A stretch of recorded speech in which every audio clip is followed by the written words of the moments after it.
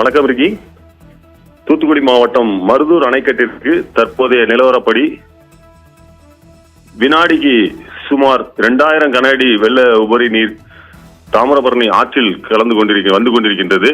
தற்போது திருநெல்வேலி மாவட்ட ஆட்சியரின் செய்திக்குறிப்பின்படி தொடர் கலருமழையானது காரையார் மற்றும் சேர்வலர் அணைகளில் இருந்து வினாடிக்கு சுமார் 12,000 கன அடி மணிமுத்தாறு அணையில் இருந்தும் சுமார் 4,000 கன அடி வெள்ள உபரி நீரும் விடப்பட்டுள்ளதாக தெரிவிக்கப்பட்டுள்ளது. தற்போது திறந்து விடப்பட்டுள்ள வெள்ள உபரி நீர் தூத்துக்குடி மாவட்டத்தின் எல்லையில் உள்ள மருதூர் அணைக்கட்டிற்கு இன்று காலை 6 மணி முதல் 7 மணிக்குள் வந்து சேரும் என எதிர்பார்க்கப்படுகிறது.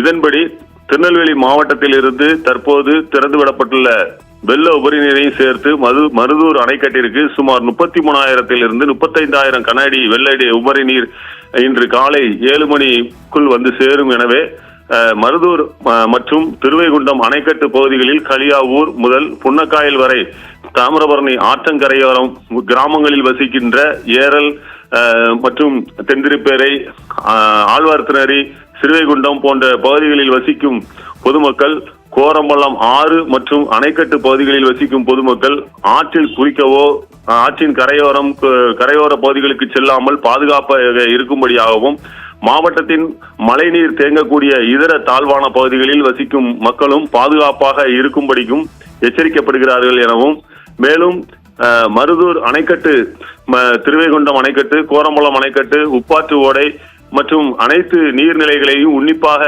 கவனித்து வருவதாகவும், அரசு உரிய நடவடிக்கைகள் அனைத்தையும் துறை சார்ந்த அலுவலர்கள் மூலம் உடனுக்குடன் மேற்கொண்டு வருவதாகவும் மாவட்ட ஆட்சியர் இளம்பகவத் தெரிவித்துள்ளார்.